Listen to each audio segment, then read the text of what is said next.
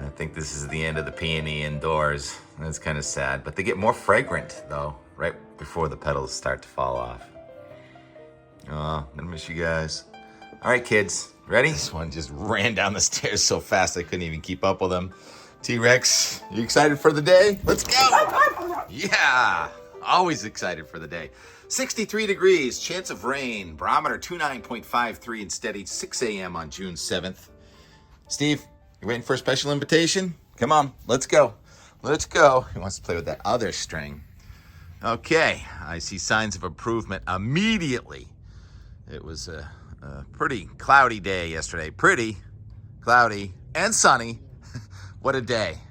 It was a day of tortured weatherman watching two separate weather systems compete with one another. That system that brought the severe weather on Wednesday, to Maryland. That was a meso low pressure system that looked so promising from a few days ago. And sure enough, it delivered more than 2 inches of rain in westerly Rhode Island yesterday as it traversed south of us. But then it was kicked further south and out to sea from that same storm that went by a week ago. Steve, come on, you're all tangled up here. Oh, yeah, whatever. So the system that brought more than a half inch of rain to Martha's Vineyard, close to a half inch on Nantucket, completely missed us here in the Boston area. And meantime, another low, more powerful, in western Ontario, sent a wave of heavy rain and thunderstorms across New York into parts of Connecticut, western Massachusetts, and Vermont. And that was rain moving from southwest to northeast, while our rain was moving from west to southeast. So it was two competing upper level flows. That storm that stalled out there last week, it just stayed, and it's still there. And the map this morning, OPC, Ocean Prediction Center, has it about 1,005 over Newfoundland. That caused the air in the Gulf of Maine to be coming from the north. And the other low, about a 994 over Ontario, caused the air to be coming from the south in western New England. So you can see those are opposing weather systems. And makes for a very challenging weather forecast, that's for sure. All right, so what about this morning near Boston? Well, that triple point low is verifying further to the east at 999 millibars. That's fairly potent. OPC calls it a gale. And with it farther to the east, that means today, I think we're going to have very little trouble seeing the back edge of this fog. Low cloud is a stratocumulus and fog dissipate. The dew point is falling through the 60s and will end up in the 50s this afternoon as technically cooler air up in the sky comes in. But down near the ground, if you get an offshore wind, it'll actually be warmer here in Boston with sunshine. Yesterday it was in the 70s. Should hit the low 80s today anyway.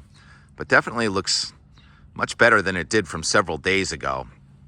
Remember we showed the Sterling, Massachusetts 14-day back on, I think it was Monday or Tuesday, and it had rain on Thursday and Friday and Saturday and Sunday and Monday. Well, here it is now, and there's just a couple of scattered showers. Temperature is going to continue to cool through the 70s tomorrow into the, looks like 60s Sunday and Monday. It's going to get quite windy from the west. What is wind? Air moving from high to low pressure. But the high pressure is to our south, and low pressure is to our north. So even though it's getting colder up in the sky, it's not going to get that cold near the ground. I call it low barometer cold. It's unstable when you have colder air on top of warmer air. And then if you throw in some surface troughs or cold fronts, then you're going to ignite the daily shower or thunderstorm with the diurnal heating, sun heating up during the day.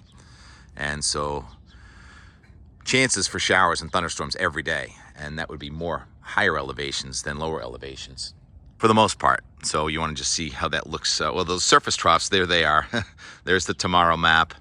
And you see some isobars in there, and that's going to be wind from the west, actually gusting past 25, 30 miles an hour tomorrow afternoon. So if you did not get the rain, that pollen is really going to be blowing around. So you got to hope for a downpour. So last Thursday, it was southern New England that got the rain, 1 to 3 inches. Yesterday, Thursday, it was northern New England. Burlington, Vermont got exactly 1 inch.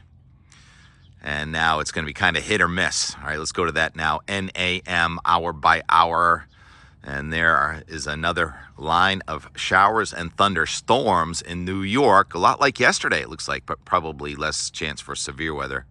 There wasn't too many reports of severe here in the Northeast. And anyhow, that comes in and decays overnight tonight, right?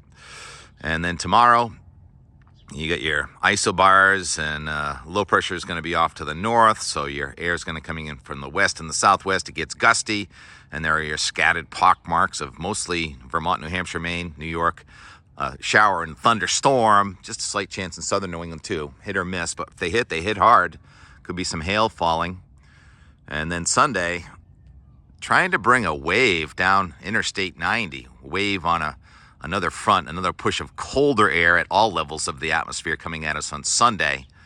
Looks like some heavy rain possible from west to east in the morning, decaying as it gets to the East Coast, but we'll be over there in Hull having our surf competition on flat water with an offshore flow, gusting past 20 by afternoon. Should be lighter wind in the morning. And then Monday, we're in the colder air at all levels of the atmosphere. Now we're starting to see high pressure build over the Great Lakes. All right, I didn't show that yet. All right, let's go to the Euro now for today and tomorrow. Can you make out that kind of cyclonic curvature in the atmosphere here over southeastern Canada, with the showers kind of coming down in Ontario, across in New York, and then up in Maine? Anyhow, we finally get on the backside of that upper level low. That's when things really start to cool off and dry out on Monday. And then we talked about Tuesday was a couple days ago, something going off the mid-Atlantic and toward New England. Well, there's something still going off the mid-Atlantic, but it's headed pretty much due east with an upper level flow here and our air coming from Canada. And if the sun is out, which it should be if this is verifying correctly, we'll warm back up in through the 70s and close to 80 with low dew points and comfortable nights for sleeping. Yesterday, the dew point hit 68 degrees in Burlington, Vermont. By the middle of next week, probably be more like 48. So you'll have some chilly mornings actually middle of next week during the morning. And then after that, there are signs of some major heat coming across the middle of the nation, perhaps coming in here for our third week of June. But for our second week of June, temperature is going to be pretty comfortable. Oh, and there's an anomalous cold forecast for the summer solstice. So I'll show this just because I can. The snowfall forecast for the higher elevations of Alberta, west into British Columbia, and Washington State. The tops of those mountains are going to be getting snow for the summer solstice.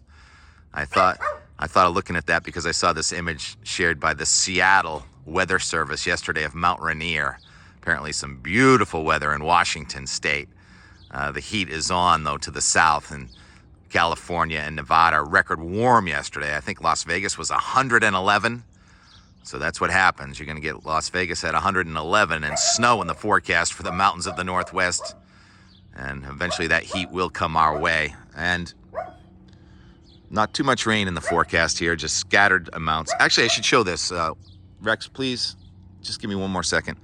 The QPF, quantitative precipitation forecast from the NAM for the next 84 hours. And it's kind of pocked there with some areas getting more than an inch. Stop. And if I stop that at the end, Rex, you stop. And I show you what happens when I put the bullseye right over Mount Washington. The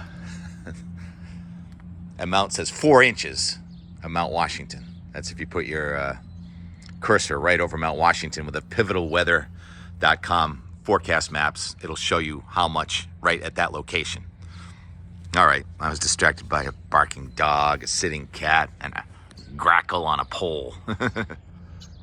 Zoom in, talk louder, leave you within more from yesterday. Celtics getting it done early in the game, so I got to go to sleep. Yay, and get up early this morning. Way to go, Celtics. And the Sky watching yesterday. Oh, he's singing to me. Grackle, sing? Is that a grackle? And thank you, yesterday that was a turkey vulture. So we do bird identification on this thing as much as anything. And the fog banks yesterday were tremendous. And I was lamenting the fact that the rain was all missing us. So hello, Martin. And I'm probably going to be redundant in what I say about that upper level low to our east, which caused us to miss the rain in southern New England this week. So we are pollinated. Talk to you tomorrow. Mitt, we got a question from one of the viewers. Steve looks so handsome. Mitt says, I don't care. How come the yellow cat won't go out in the garden with Steve? He's more of an indoor cat, but we did go out in the garden a little bit yesterday, I think. But Steve just can't wait to go out every day. That's the difference. Mitt just wants to help me edit.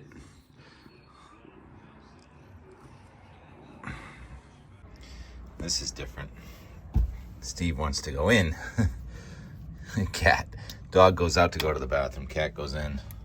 Doesn't think we're out of food. We gotta go to the food store, don't we, Mitt? So far, rain is missing. Is that a baby squirrel? Chilling? The cardinal just came up and went away because there's a baby squirrel just sitting there below the weather stick, above the bird seed.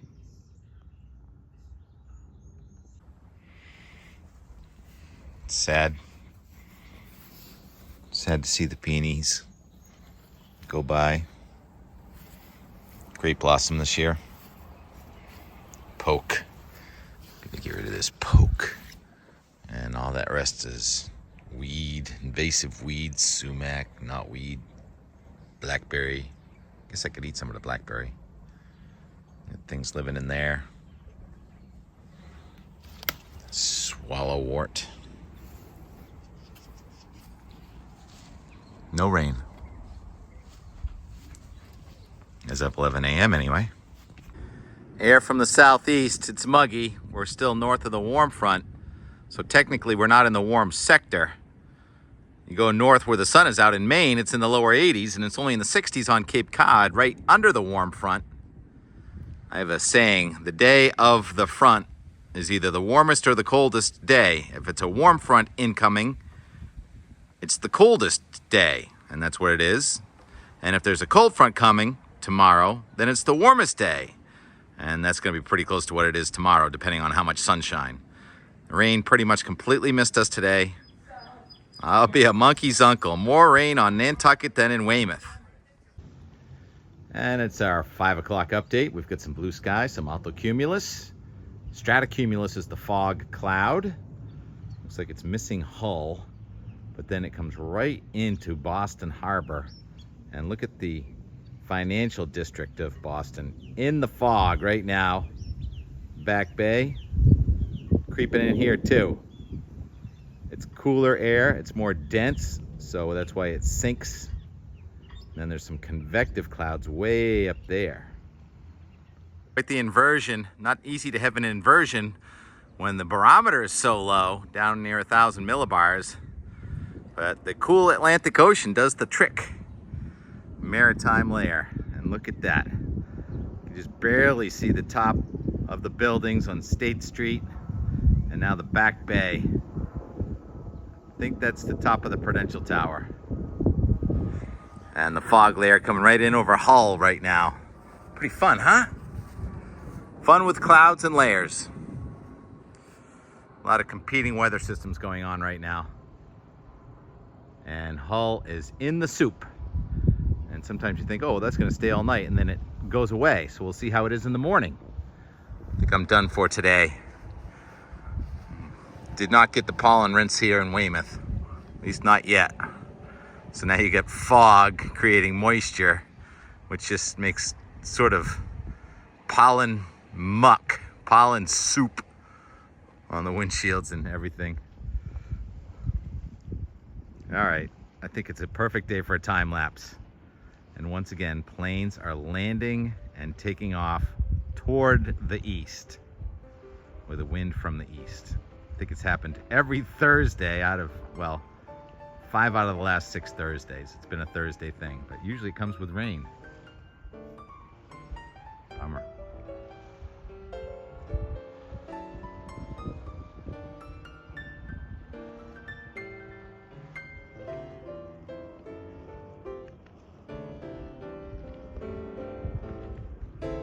Celtics are in there somewhere, aren't they?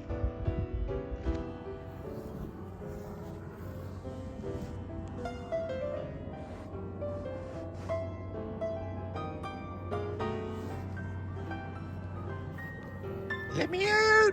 Let me out! Let me out of this fog.